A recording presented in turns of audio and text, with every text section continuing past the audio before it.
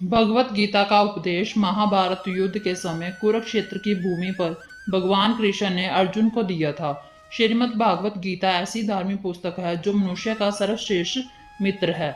व्यवहारिक दृष्टि से केवल गीता ही ऐसा ज्ञान है जिसे जानने के पश्चात आपको जीवन जीने की किसी अन्य ज्ञान की आवश्यकता ही नहीं पड़ती।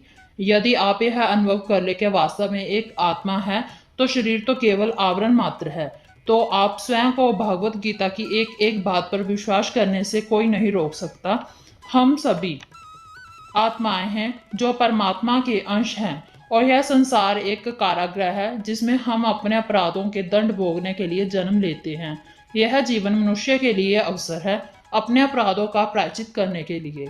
इस परीक्षा को पार करने के लिए एक पुस्तक है भागवत गीता। इस पुस्तक में भगवान ने जीवन की जो राह दिखाई है, यदि उसका अनुसरण किया जाए तो मनुष्य जीवन और मृत्यु के चक्कर से मुक्ति प्राप्त कर सकता है। परंतु कलयुग के एक चरण में मनुष्य का जीवन आधुनिकीकरण के प्रभाव में सनातन धर्म का महत्व, भगवान के अस्तित्व पर विश्वास और संस्कृति कहीं लुप्त ही हो गई है। यह ज्ञान मनुष्य से कोसों दूर हो गया है। कलयुग यहाँ पापों को बोलबाला है। इंसान किसी भी हद तक जा सकता है। भाई अपने भाई की हत्या करने में कोई संकोच नहीं करता। माता पिता के लिए सम्मान कहीं खो सा गया है। धन प्राप्ति की होड़ में मनुष्य अपने वास्तविक को भूल गए हैं। ऐसी स्थिति होगी जिसे भगवान कृष्ण ने ध्यान में रखते हुए गीता का उपदेश दिया था। जो व्यक्ति कलयुग में भी भगवान द्वारा दिए गए उपदेशों का पालन करते हैं वह उद्धार की राह पर जाते हैं। कुल 18 अध्यायों में 700 श्लोकों के माध्यम से भगवान कृष्ण ने जीवन का रहस्य बताया है, जिसे जानने के पश्चात मनुष्य को ऐसी संतुष्टि प्राप्ति होगी जो संसार को ऐसी संतुष्टि है जो संसार में कहीं नहीं मिल सकती। भगवान को कैसे प्राप्त करें, यह राह भी भगवत गीता बताती है। जो ज्ञान हम सबसे दूर है आपके सामने लाने के लिए इस वीडियो के माध्यम से हम आपको भगवत गीता का सार बताने जा रहे हैं। भगवत गीता के सबसे महत्वपूर्ण तथ्य इस वीडियो में आपको बताए जाएंगे। यदि आप इस पुस्तक को ठीक से समझना चाहते हो तो वीडियो को पूरा देखें। आत्मा और परमात्मा का संबंध क्या है? जीवन में मनुष्य का क्या उद्देश्य है? इस संसार में मनुष्य ने क्यों जन्म लिया? ऐसा क्या है भगवत गीता में जो मनुष्य का भगवान से योग करा देता है, जीवन और मृत्यु के चक्कर से मुक्ति करा देता है? तो आइए जानते हैं इस वीडियो के माध्यम से। स्वागत है आपका हमारे YouTube चैनल धार्मिक सोच विचार में। अगर आपको वीडियो अच्छी लगे तो आप इसको शेयर और लाइक जरूर करना और चैनल को सब्सक्राइब जरूर करना। भगवत गीता के अंतिम श्लोक में संजय ने कहा है, जहां श्री कृष्ण है यहाँ धनुर्धारी अर्जुन है, वहां धर्म विजय विभूति है। महाभारत में जब श्री कृष्ण ने अर्जुन को जब उसका धर्म समझाते हुए अपने ही भाइयों का वध करने को कहा, तब अर्जुन किन कर्तव्य विमूढ़ हो गया और युद्ध करने से मना कर दिया। उसने कहा, मैं अपने ही भाइयों को कैसे मार सकता हूँ। तब भगवान ने जीवन की वास्तविकता बताते हुए और धर्म का अर्थ समझाते हुए अर्जुन को अपना वास्तविक रूप दिखाया। सत्य जानकर अर्जुन के ज्ञान चक्षु खुल गए और उसने भगवान से कहा कि हे परम योगी, मैं किस प्रकार आपका चिंतन करूं, आपको कैसे जानूं, मैं आपका स्मरण किन किन रूपों में करूं। तब भगवान ने अपने भव्य रूप को दिखाया। भगवान कहते हैं कि मैं समस्त जीवों के हृदय में रमा हूं। मैं आदियों में विष्णु, प्रकाशों में सूर्य, नक्षत्रों में चंद्र, वेदों में सामवेद, देवों में स्वर्ग का राजा, इंद्रियों में मन तथा समस्त जीवों में जीवनी शक्ति चेतना हूँ। मैं रुद्रों में शिव, यक्षों तथा राक्षसों में संपत्ति का देवता, कुबेर, वसुओं में अग्नि, पर्वतों में मेरु, पुरोहिता में बृहस्पति, सेना नायकों में कार्तिकेय और जलाशयों में समुद्र हूँ। महर्षियों में भृगु, वाणी में ओंकार, यज्ञों में कीर्तन अथवा जप, समस्त अंचलों में हिमाचल, देव ऋषियों में नारद, गवदियों में चिररथ और सिंध पुरुषों में कपिल मुनि हूँ। मैं घोड़ों में उच्च शवा, गजराजों में एरावत, मनुष्यों में राजा, हथियारों में ब्रज, गायों में सूरबी, प्रेम का देवता कामदेव और सर्पों में वासुकी हूँ। मैं नागों में अनंत नाग, जलचरों में वरुण देवता, पितरों में अयामा, नियमों में निर्वाहकों को मृत्युराज यम, दैत्यों में बक्तराज प्रहलाद, दमन करने वाले में काल, पशुओं में सिंह तथा पक्षियों में गरुड़ हूँ। समस्त पवित्र करने वाले में वायु, शास्त्रधारियों में राम, मछलियों में मगर, नदियों में गंगा, समस्त विधाओं में आत्महत्या विद और तर्कशास्त्रियों में निर्वायक सहत्य हूँ। अक्षरों में अकाल हूँ, मैं शाश्वत काल हूँ। सृष्टाओं में ब्रह्मा हूँ, मैं सर्वभक्षी मृत्यु हूँ। मैं ही सबको उत्पन्न करने वाला हूँ, मैं ही स्वस्थ मग्नों में मार्गदर्श करने वाला अथवा आग्रह ऋतुओं में पुष्प खिलाने वाली बसंत ऋतु, छलियों में जुआ, तेजस्वियों में तेज हूँ। जो कुछ भी इस संसार में प्राप्त है वो मेरा एक अंश मात्र है। मैं समस्त सृष्टि का जनक बीज हूँ। कोई भी चर या अचर प्राणी मेरे बिना नहीं रह सकता। सारा ऐश्वर्य, सौंदर्य तथा तेजस्वी सृष्टियों मेरे तेज में संफुलित मात्र से ही अद्भुत है। मैं अपने केवल अंश मात्र से ही संपूर्ण ब्रह्मांड में प्राप्त होकर इसे धारण करता हूँ। प्रत्येक स्थान पर मैं ही हूँ। मेरी इच्छा के बिना एक भी पत्ता नहीं हिलता।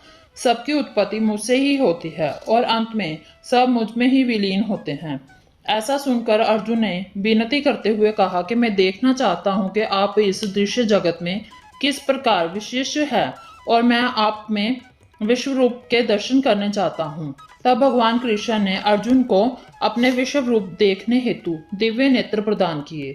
अर्जुन ने इस रूप में असंख्य मुख्य, असंख्य नेत्र और अनेक देवीय हथियार धारण किए हुए थे। भगवान का यह रूप आश्चर्यचकित करने वाला तेजमय था। इस प्रकार अर्जुन भगवान के इस विश्व रूप के एक स्थान पर ही हजारों भागों में ब्रह्मांड के अनेकों अंशों का दर्शन कर सका। अर्जुन ने भगवान से प्रार्थना की और कहा, मैं आपके शरीर में देवताओं और अनेकों जीवों को एक साथ देख रहा हूँ। मैं कमल पर विराजित ब्रह्मा, ऋषियों, शिवजी, समस्त देवी देवताओं को देख रहा हूँ एवं मैं अनेकों सर्पों को भी देख रहा हूँ। आपके शरीर में अनगिनत पेट, आंख, नाक, कान, अनेकों मुख देख रहा हूँ जिसका कोई अंत नहीं है। मैं आप में ना ही अंत दिखता है और ना ही मध्य और ना ही आदि। आप इस ब्रह्मांड के आधार हैं। आप ही प्राण पुरुष है। आप ही सनातन धर्म के पालक है। आपका यश अनंत है। हे योगेश्वर, आपकी असंख्य भुजाएं हैं। सूर्य तथा चंद्रमा आपकी आंखें हैं। मैं आपके मुख से अग्नि निकलते और संपूर्ण ब्रह्मांड को जलते देख रहा हूँ। भगवत गीता में भगवान कहते हैं कि यदि मेरी शरण में आना चाहते हैं तो इस जीवन की मेरी भक्ति के लिए उपयोग करो। मेरी भक्ति शरीर नहीं, आत्मा के माध्यम से ही कर सकते हैं। जैसे शरीर को स्वस्थ रखने के लिए खाने की आवश्यकता है, उसी प्रकार आत्मा को दुरुस्त रखने के लिए मेरी भक्ति की आवश्यकता है। जब तक तुम इस भ्रम में रहोगे एक शरीर हो, तब तक तुम मुझ पर नहीं पहुंच पाओगे। जब तुम्हें यह ज्ञान प्राप्त हो जाएगा कि शरीर नहीं तुम एक आत्मा हो, तब तुम मेरी भक्ति करने के योग्य होंगे। तुम्हें मेरी शरण में आने से कोई नहीं रोक सकता। इस संसार में तुम जो भी छूते हो, चखते हो, देखते हो, अनुभव करते हो, वो सब मेरी ही रचना है, परंतु वह मैं सबसे परे हूँ। इस संसार में तुम इंद्रियों के माध्यम से जो भी अनुभव करते हो उससे आत्मा को कोई संबंध नहीं है। भगवान कहते हैं कि आत्मा को कोई नहीं मार, इस आत्मा को कोई शस्त्र नहीं काट सकता, इसको कोई अग्नि नहीं जला सकती। श्री कृष्ण ने कहा है कि मनुष्य जीवन एक ऐसा अवसर है जो व्यक्ति अपनी आत्मा को परमात्मा में विलीन कर सकता है और भक्ति मार्ग से ही सब संभव है। इसलिए ये कहा जाता है कि मनुष्य जीवन प्राप्त करना सौभाग्य की बात है। 84 लाख योनियों में जन्म लेने के पश्चात ही मनुष्य जीवन प्राप्त होता है। जैसे माया के चक्कर में फंसकर मनुष्य लोभ, असत्य, विचार और जुए की लत की ओर आकर्षित होता है और अपने परमात्मा के साथ संबंध भूल जाता है। आत्मा का परमात्मा के साथ ही संबंध स्थायी है। सभी संसारिक संबंध जैसे माता पिता, भाई बहन, पति पत्नी के साथ संबंध अस्थायी है, अर्थात केवल एक जीवन ही सीमित है। जैसे ही आत्मा दूसरा शरीर धारण करती है, सभी संबंध बदल जाते हैं। भगवान कहते हैं कि आत्मा का सदैव अनंत रहना चाहिए। आत्मा दुख सुख में प्रभावित नहीं होती। मनुष्य जीवन के 4 स्तंभों धर्म, अर्थ, काम और मोक्ष का ज्ञान जैसे व्यक्ति को हो जाता है, उसे संसार से मुक्ति मिलना निश्चित है।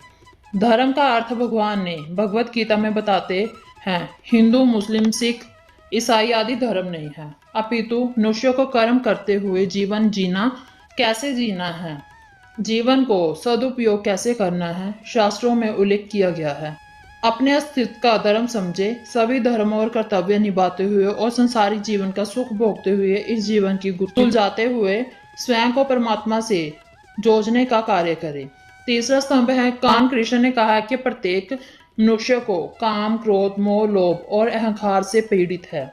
व्यक्ति को चाहिए कि वो मानसिक परिस्थितियों में काबू रखते हुए जीवन व्यतीत करे।